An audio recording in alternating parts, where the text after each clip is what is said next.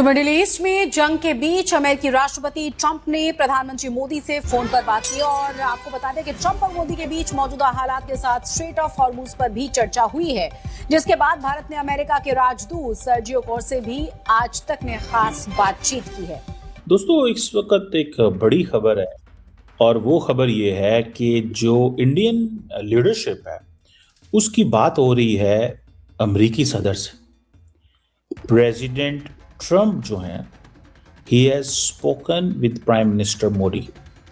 This is a big development. और साथ में ही इंडिया के जो फॉरेन मिनिस्टर हैं डॉक्टर जयशंकर, उनकी ईरान के एम्बेसडर जो डॉक्टर फतह अली जो हैं, उनसे मुलाकात भी दिल्ली के अंदर हुई है। हुआ जी, और ट्रम्प ने जी यू टर्न मार लिया है और उसके साथ ही ट्रम्प का कहना है कि जी ना सिर्फ ये कि भारत के साथ उनके रिलेशंस जो हैं वो बहुत स्पेशल हैं, बहुत अच्छे हैं, बल्कि पीएम मोदी को भी उन्होंने अपना दोस्त बताया है कि जी पीएम मोदी उनके दोस्त हैं और उनके साथ बड़े अच्छे टर्म्स हैं और कोई फिक्र की बात नहीं है। और किसी को फिक्र करने की बात की तो सबसे ज्यादा फिक्र तो हमें ही होगी ना, पाकिस्तानियों को। क्या क्या हसीन सपने देखने शुरू कर दिए थे कि अब अमेरिका हमारा दोस्त है, अमेरिका हमें भर भर के डॉलर देगा और हम जो है यहाँ से बैठे बैठे जो है कुछ भी बोलेंगे इंडिया के बारे में, कोई भी बात करेंगे, कुछ भी टफ टाइम देने के लिए बोलेंगे तो डोनाल्ड ट्रंप हमारी बात को सुनेंगे। लेकिन डोनाल्ड ट्रंप ने ये कौन सा एकदम से पलटा खाया है और न जाने मोदी जी ने उनके ऊपर क्या पढ़ के फूंका। तो जी हाँ, डोनाल्ड ट्रंप ने पीएम मोदी से बात की और मिडिल ईस्ट में जो चल रहा है उस पर उन्होंने चर्चा की है। और बहुत ज़्यादा ये कहा जा रहा था कि देखो जी, पाकिस्तान मीडिएशन कर रहा है, जी पाकिस्तान ये कर रहा है, ट्रंप जो है वो पाकिस्तान को भाव दे रहा है। जाहिर सी बात है, देगा ही भाई। ईरान के बॉर्डर पर भारत नहीं है, ईरान के बॉर्डर पर पाकिस्तान है। ईरान के खिलाफ अमेरिका और इजराइल की मदद भारत नहीं कर रहा है, पाकिस्तान कर रहा है। ईरान पर हमले से पहले आसिम मुनीर और शहबाज शरीफ ने डिनर किया है, लंच किया है ट्रंप के साथ, पीएम मोदी ने नहीं किया है। तो जाहिर सी बात है कि उधर सेटिंग गेटिंग ज्यादा है कि नहीं। बाकी सुनने में तो ये कह रहा है कि मेडिएशन ईरान ने कहा बाबा जी का ठुल्लू, बोलेगा चल हट, पाकिस्तान कौन होता है कराने वाला, बे निकल यहां से। खैर, अभी बहुत कुछ देखने को मिलेगा आपको, बहुत कुछ नैरेटिव बिल्डिंग होगी इस पर, हमारे देश के भीतर भी हो रही है। लेकिन अब कर ही क्या सकते हैं, जमाना इंटरनेट का है, लोग समझदार हैं। लोग ऐसा नहीं उनको पता नहीं है कि फलाने ने आके कह दिया वही मान लिया, या मैंने कह दिया मेरी बात मान ली। नहीं, लोग रीचेक करते हैं, लोग फैक्ट चेक करते हैं। तो चलिए देखते हैं जरा पाकिस्तान में क्या चर्चाएं चल रही हैं।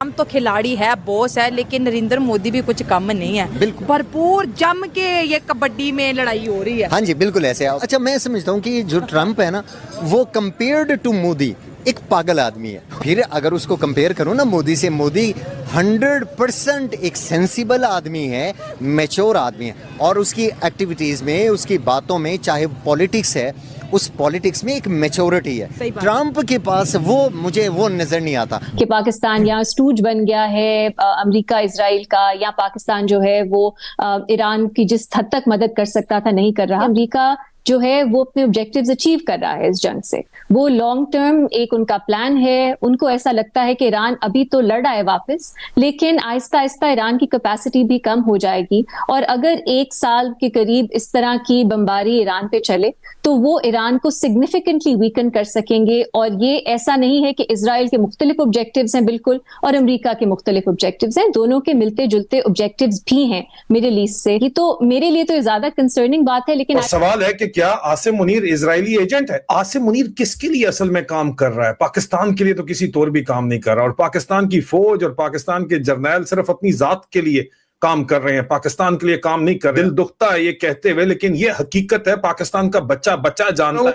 जब इसको 3-3.5 साल पहले चीफ लगाया गया था, उस वक्त ये इजराइल के अंदर छपा था कि खुलेआम अब इसराइल का जो है वो दौर आ गया है कि उसकी हमायत की जाएगी। सुनने में आ रहा है कि देयर आर सम जिसे वो कहते हैं ना इम्पोर्टेंट चीजें जो हैं वो सामने आई हैं और इंडियन नेवी भी जो है वो भी इस वक्त एक्टिव हुई है। और सुनने में आया है कि उन्होंने जो कुछ ऐसे इंडिया के जो जहाज हैं उनको एस्कॉर्ट किया, कुछ इंडिया के जहाजों को एस्कॉर्ट किया। जनाब कुछ इंडिया के जहाज़ों को एस्कॉर्ट नहीं किया है और अभी एक्टिव नहीं हुई है। इंडियन नेवी इस कॉन्फ्लिक्ट के शुरू होते ही एक्टिव हो चुकी थी। इंडियन नेवी का प्लान तैयार था और इस वक्त जहाँ तक मुझे लगता है कि 6 से ज़्यादा वॉरशिप्स हमारे आसपास मंडरा रहे हैं वहाँ के वाटर्स में। मैं आपको एक ट्वीट दिखाता हूँ। ये कार्ल व्हील्स हैं, ये पैट्रियोटिक अमेरिकन हैं, टेक्सास के रहने वाले हैं, observer commentator of news and politics हैं और ये यूनाइटेड मरीन कोर में ये सर्व भी कर चुके हैं, ठीक है, guard and army, Iraq combat veteran है। मतलब इनको चीज़ों की समझ है, वॉर जोन, उसमें डिप्लॉयमेंट, और मरीन कोर में रह चुके हैं तो नेवी के उससे बहुत ये जो हैं वाकिफ हैं। वो क्या लिखते हैं, who can tell me about the Indian Navy, कि कौन मुझे इंडियन नेवी के बारे में बता सकता है। अपना इन्होंने ऑब्जर्वेशन लिखा है कि from what I understand the Indian navy has entered the gulf of Oman east of the straight of Hormuz. उनका कहना है कि जहां तक मैं समझ पा रहा हूं कि इंडियन नेवी जो है वो गल्फ ऑफ ओमान में एंटर कर चुकी है, स्ट्रेट ऑफ हॉर्मुज के पूरब में है और एडिशनल वॉरशिप्स जो है वो डिप्लॉय उसने कर रही है, जिसमें विशाखापत्तनम क्लास के डिस्ट्रॉयर्स हैं to escort its own tankers. और हम सबको पता है कि पिछले कई दिनों में हमारी इंडियन नेवी ने हमारे कई ऑयल टैंकर्स को गार्ड करके उनको एस्कॉर्ट करके लेकर आई है, और specially LPG and fuel tankers through tense waters amid the Iran conflict. तो कह रहे हैं कि बहुत इतना टेंस वातावरण है और वहां पर मामला बहुत गंभीर है, बहुत ज्यादा रिस्की है, फिर भी वो एलपीजी और फ्यूल के टैंकर्स लेकर आई है।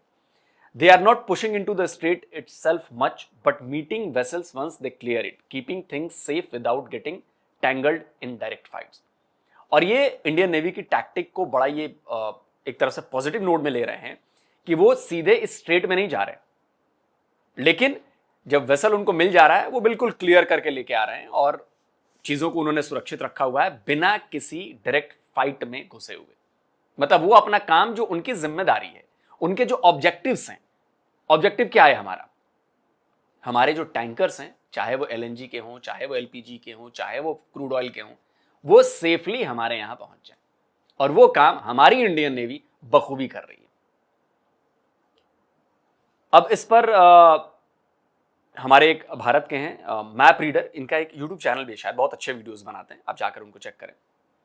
उन्होंने थोड़ी डिटेल दी है और वो बड़ी मजेदार डिटेल है। चीमा जी, आपको ये डिटेल्स पढ़नी चाहिए। उन्होंने कहा कि एक जो सिंगल डिस्ट्रॉयर है वो 16 सुपरसोनिक ब्रह्मोस मिसाइल से लैस है और बराक 8 LR सैम से लैस है, यानी कि long range surface to air missile system, जो हमारी नेवी यूज करती है एयर डिफेंस के लिए, और ऑफेंस के लिए यूज किए जाते हैं ब्रह्मोस, और ये लैस है उससे, और ये इतने लीथल हैं कि पूरे एयरक्राफ्ट करियर को वो समंदर की गहराइयों में पहुंच सकते हैं, सिर्फ एक डिस्ट्रॉयर हमारा।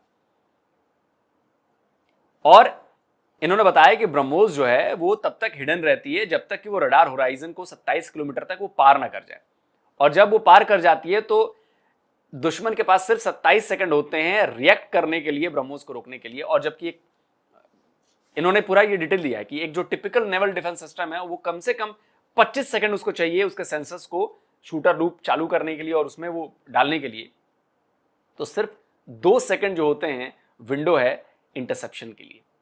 क्या आप 2 सेकंड के विंडो में आप ब्रह्मोस जैसे मिसाइल को इंटरसेप्ट कर सकते हैं? It is impossible, it is impossible. तो वही चीज है कि भाई भारत ने अपनी तैयारी पूरी कर रखी है और पूरी प्लानिंग के साथ वो काम करते हैं। इंडियन नेवी हमारी कोई टुटपुजिया नेवी नहीं है कि मुंह उठाया कुछ भी कर लिया, और इंडियन नेवी आज से ऑपरेट नहीं कर रही है उधर। आपको याद होगा 2 साल पहले भी ईरान के फिशरमैन को बचाया, पाकिस्तानियों को बचाया, इतने ऑपरेशंस के हमारे मार्कोस ने, जब पायरेट्स के हमले हो रहे थे, हमारी नेवी वहां पर एक्शन में है, और हमारी नेवी की एक्शन, हमारे कमांडोज के एक्शन, हमारे वॉरशिप्स के एक्शन पूरी दुनिया ने देखे हैं चीमा जी। सो ये हल्के में मत लीजिए कि सुनने में आया है कि ये कर रहे हैं वो कर रहे हैं। इंडियन नेवी अपना काम बखूबी कर रही है। और ये किस सेंस में, और साथ में ही इंडिया के जो फॉरेन मिनिस्टर हैं डॉक्टर जयशंकर, उनकी ईरान के एम्बेसडर जो डॉक्टर फतह अली जो हैं उनसे मुलाकात भी दिल्ली के अंदर हुई है. So this is very significant. और मैं ज़ाती तौर पे ये समझता हूँ कि वो जिसे कहते हैं ना, एक इम्पॉर्टेंट चीज़ है, one can not ignore this. इस चीज़ को एट दिस मोमेंट हम इग्नोर नहीं कर सकते. और अगर आप इसको भी देखें कि ये जो शिप्स हैं इनका यहाँ से गुजरना, और जब इंडिया को चाहिए ऑयल चाहिए, तो दैट इज़ ऑल्सो वेरी वो जैसे कहेंगे ना इम्पॉर्टेंट मेरी नज़र में. बहरहाल क्योंकि इंडिया के अंदर ये बात चल रही थी कि ये जो एलपीजी के जो कैरियर्स हैं वो स्ट्रेट ऑफ हार्मोस से गुजर रहे हैं, और उसके ऊपर जो है वो इंडियन सी फेरर्स हैं, और ये इंडिया की जो पोर्ट्स हैं उन पे उन्होंने ये पहुंचना है. ठीक है जनाब. और दे वर ऑल सेट कि ये क्या जो है वो करने जा रहे हैं. और सुनने में आ रहा है कि इंडिया कहता है जी कि हम तो डी एस्केलेशन को सपोर्ट करते हैं, रेस्टोरेशन ऑफ पीस को सपोर्ट करते हैं. लेकिन सवाल ये है कि व्हाई नाउ, इंडिया को क्यों इंगेज किया गया, प्राइम मिनिस्टर मोदी जो हैं वो तो ही हैज़ उनका जो इन्फ्लुएंस है या उनकी जो पोजीशन है वो क्या है, वो कहाँ पे, वेयर डज ही स्टैंड, वो कहाँ पे जो है वो खड़े होते हैं व्हेन इट कम्स टू जो ईरान के ऊपर इन्फ्लुएंस के हवाले से बात की जाए. तो ये भी एक सवाल जो है वो हमारे सामने मौजूद है. बहरहाल ये आप इस सवाल का ये जवाब है कि जहां पे वो स्टैंड करते हैं वहां पर बहुत कम लोग स्टैंड करते हैं, और इसका रिजल्ट अभी आपको नहीं नजर आएगा, इसका रिजल्ट आपको आगे नजर आएगा. आप ईरान के पिछले हफ्ते 10 दिन के बयानात उठाकर देखिए भारत के बारे में उन्होंने क्या दिए. हालांकि ईरान से मेरी एक शिकायत है कि उन्होंने अपना एक ट्वीट डिलीट कर दिया जो उसमें उन्होंने लिखा था कि कश्मीर के लोगों ने ईरान को जो सपोर्ट किया, भारत के लोगों ने जो सपोर्ट किया, उसमें उन्होंने पाकिस्तान के दबाव में आकर पाकिस्तान के एक कैंपेन चलाया गया पाकिस्तान से, उन्होंने उस ट्वीट में लिख दिया था कि भाई thank you for India, thank you Kashmir के लोगों ने किया, थैंक यू इंडिया. वो ट्वीट डिलीट किया है. तो हमारी ये शिकायत है ईरान से कि आप ये आपने ठीक नहीं किया. इसको लेकर नाराजगी है हमारे अंदर, और ये प्रोटेस्ट की जाएगी नाराजगी. अगर पाकिस्तानी कर सकते हैं प्रोटेस्ट तो हम भी प्रोटेस्ट करेंगे, और इसका असर होगा. मैं ईरान को कहना चाहता हूं कि इसका असर होगा. आप ये फायदे की पॉलिटिक्स नहीं कर सकते कि आपको हमारी जरूरत है तो आप कर रहे हैं, हम भी ऐसा नहीं करते. तो इसका कहीं ना कहीं असर आपको भविष्य में नजर आएगा. तो ईरान से अगर मुझे कोई देख रहा है, कोई सुन रहा है, कोई समझ रहा है, तो आप इस पॉइंट को समझें कि ये आपने जो बैकफुट पे जाके वो ट्वीट डिलीट किया ना, that is not good. India का इंटीग्रल पार्ट है जम्मू एंड कश्मीर, और कोई माइकल लाल इसको जबरन कुछ नहीं कर सकता. और जो हमारे साथ दोस्ती रखना चाहता है उसको भी यही चीज फॉलो करनी पड़ेगी. नहीं करेंगे असर दिखेंगे. अभी आप वाह कर लीजिए, इसका असर दिखेगा. इसको वाह कर लीजिए, मौके बहुत आएंगे. मौका भी आया ना, मौके से याद आया, चीमा जी बड़े आप लोग खुश हो रहे थे ना, करे बांग्लादेश और पाकिस्तान भाई भाई, ऐसा वैसा, ये वो फला ढिकना टिमका है. मैंने क्या कहा था कि जस्ट वेट ऑन वॉच, जबरन जल्दबाजी में जश्न मत मनाओ पाकिस्तानियों. मैंने कहा था ना, मैं कई बार अपने वीडियोस में कहा था कि जबरन जश्न मत मनाओ. तुम लोग की आदत है बहुत जल्दी अर्ली जश्न मना लेते हो तुम लोग, और बाद में तुम लोग को थूक के चाटना पड़ता है, बाद में तुम लोग को बहुत रुसवाई होती है तुम्हारी. बांग्लादेश वाले में भी यही हो गया. जो नए नए पीएम बने हैं, मैंने कहा था नहीं सरकार बदलने का वेट करो. नए पीएम ने क्या ट्वीट किया है, जाकर पढ़ा कि नहीं पढ़ा? चीमा जी पढ़ा तो होगा आपने, दिखा देता हूं मैं. पाकिस्तान की धज्जियां उड़ा दी हैं तारिक रहमान ने. लंबा चौड़ा नोट दिया है कि हम पाकिस्तानी जेनोसाइड को नहीं भूल सकते, हम ऑपरेशन सर्चलाइट जो पाकिस्तानी फौज ने 1971 में किया था नहीं भूल सकते. हमारे निहत्थे लोगों पर किस तरह से गोलियां बरसाई गई थी, किस तरह से उन्हें मारा गया था, हम ये नहीं भूल सकते पाकिस्तान के द्वारा. अब भिंडी रोना मचा है पाकिस्तान में भयंकर तरीके से. आयशा सिद्दीका पाकिस्तान की एक बड़ी नामी ग्रामी हस्ती हैं, उन्होंने इसको रिट्वीट करके क्या लिखा है जरा पढ़िए ना. आ रही है बात समझ में? चीमा जी, मैंने बोला था पाकिस्तानियों अर्ली सेलिब्रेशन मत करो। तुम्हारा इतिहास रहा है कि जिस में तुमने अर्ली सेलिब्रेशन किया है उसमें तुम्हें मुंह की खानी पड़ी है। बांग्लादेश आ गया नया, इसमें जुड़ गया लिस्ट में।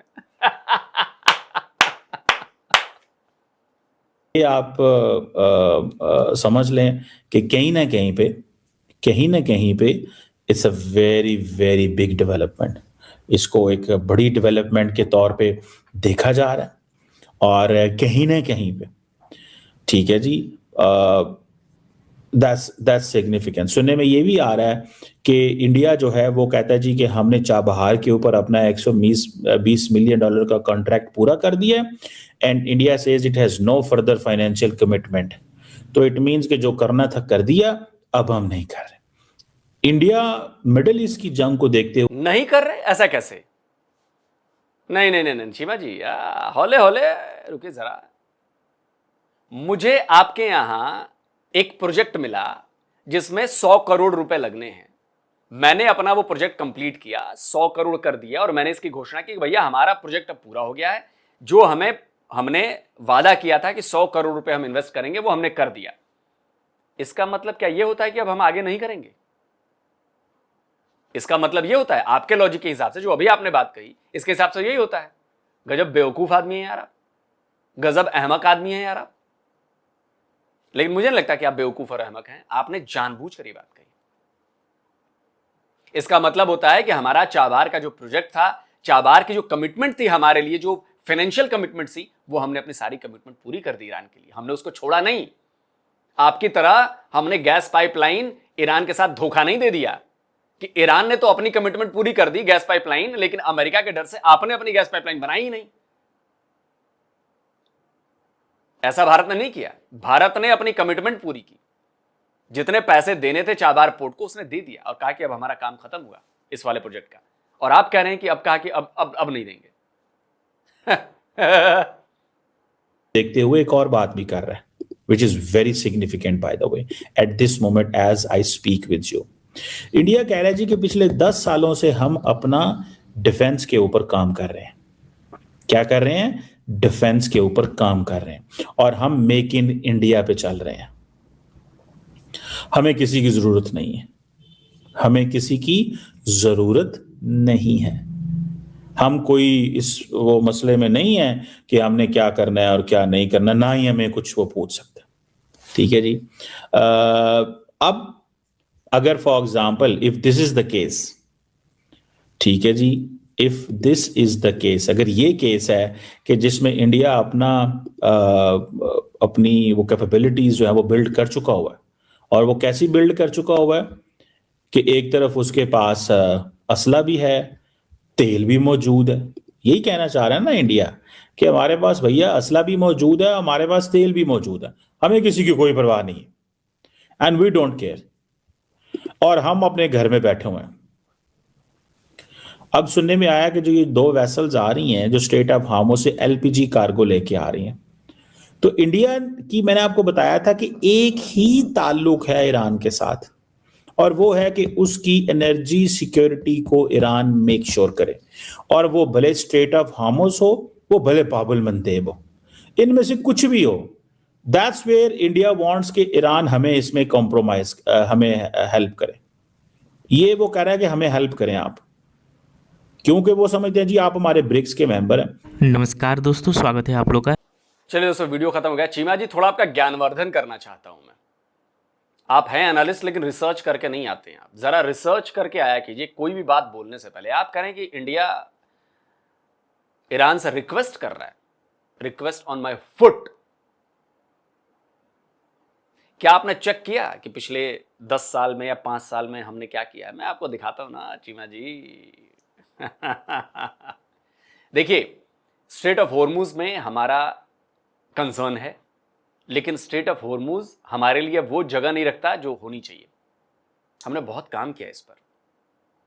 आपको रिपोर्ट पढ़नी चाहिए, मैं आपको रिपोर्ट पढ़वाता हूं। जो क्रूड ऑयल का हमारा इंपोर्ट का जो रूट्स हैं, वो 2020 से लेकर 2025 में कैसे बदले हैं, एक वीडियो में डिटेल दे चुका हूं। फिर से मैं ये डिटेल देना चाहता हूं ताकि लोगों को समझ में आए कि इंडिया कितनी दूर तक सोचता है और क्या कैसे प्लानिंग करता है। क्या हम ये 2-3 साल से नहीं कह रहे हैं, जब मेरे जैसा आदमी जिसके पास इनसाइडर इंफॉर्मेशन बहुत ज्यादा नहीं है, जब वो कह रहा है पिछले 3 साल से कि भाई असल टारगेट ईरान है, ईरान पर हमला होगा, ईरान पर हमला होगा, ईरान पर हमला होगा, तो क्या जो हमारे पॉलिसी मेकर्स बैठे हैं, जो स्ट्रेटेजिक थिंकर्स बैठते हैं, जिनके पास इनसाइडर इंफॉर्मेशन होती है, जिनके पास इंटेलिजेंस की इंफॉर्मेशन होती है, क्या उनको ये बात नहीं समझ में आ रही कि मुझसे 100 टाइम्स ज्यादा इंफॉर्मेशन है उनके पास, उस हिसाब से वो प्लानिंग करते हैं। मैं आपको प्लानिंग दिखाता हूं। 2020 में ये डेटा जरा देखिए कि स्ट्रेट ऑफ हॉर्मुज से जो हमारे इंपोर्ट होते थे वो 61.1% होता था, सुएज कनाल से 7.9% होता था, डार्डेनियल से 7 बहुत कम था, और केप ऑफ गुड होप से 27.8% होता था। अब 5 साल आगे आते हैं, 5 साल आगे आने के बाद मैं आपको दिखाता हूं। 5 साल आगे आने के बाद स्ट्रेट ऑफ हॉर्मुज में सिर्फ 3.6%, सुएज कनाल से बढ़ गया 27.1%, डैनिश स्ट्रेट से बढ़ गया जो 2020 में बिल्कुल नहीं था 17.6%, बहुत बड़ी बढ़ोतरी है ये।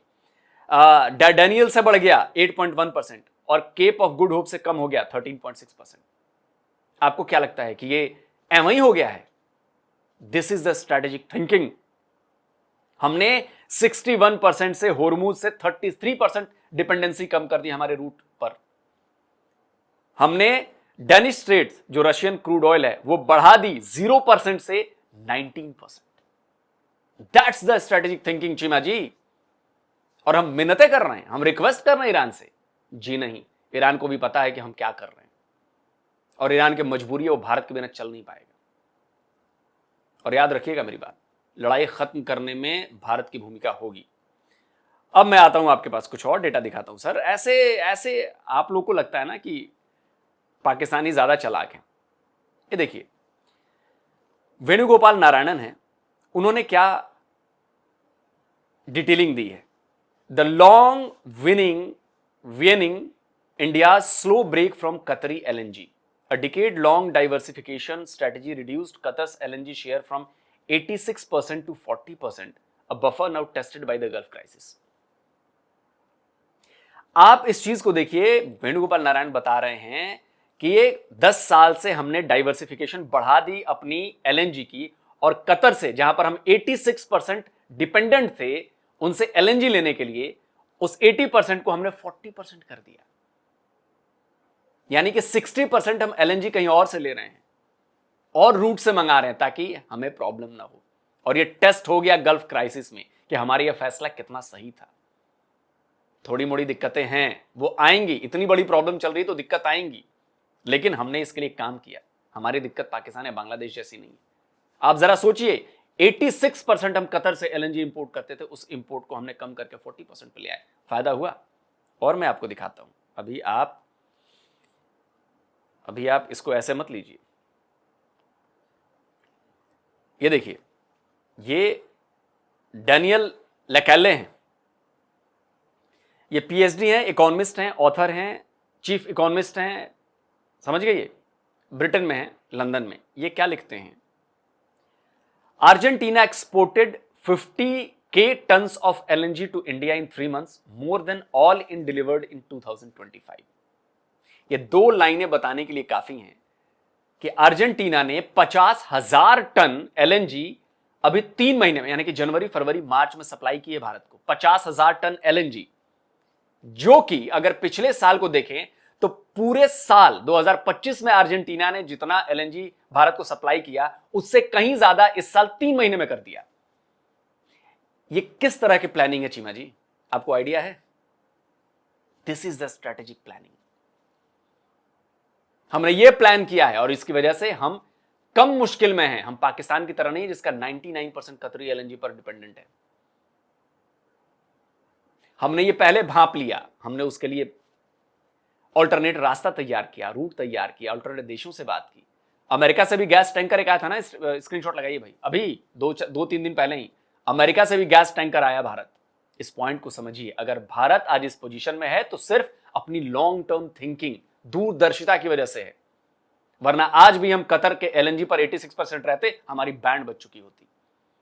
आज भी हम क्रूड ऑयल के लिए स्ट्रेट ऑफ हॉर्मूज पर डिपेंडेंट करते या ऑयल टैंकर्स के लिए आज हमारी बैंड बच चुकी होती। हमने डाइवर्सिफिकेशन किया, तब जाकर आज हम थोड़ी चैन की सांस ले रहे हैं। प्रॉब्लम है, अभी हो सकती है और बढ़ेंगी, लेकिन बदतर स्थिति में नहीं पहुंची अभी तक। 1 महीना होने को आया है लड़ाई को, आप लोगों के यहां बदतर स्थिति पहुंच गई है। दोस्तों, आप क्या कहते हो? ये जो मैंने डेटा दिखाया, सबूत दिखाया, क्या आप इससे संतुष्ट हो? क्या आपको लग रहा है कि कुछ ना कुछ भाई हमारे लिए काम हो रहा है, हम काम कर रहे हैं, हम बैठे नहीं हैं, हम पाकिस्तान और बांग्लादेश नहीं है? कमेंट करिए, अपनी राय दीजिए। जल्द मिलता हूं एक और नए वीडियो के साथ। नमस्कार, जय हिंद।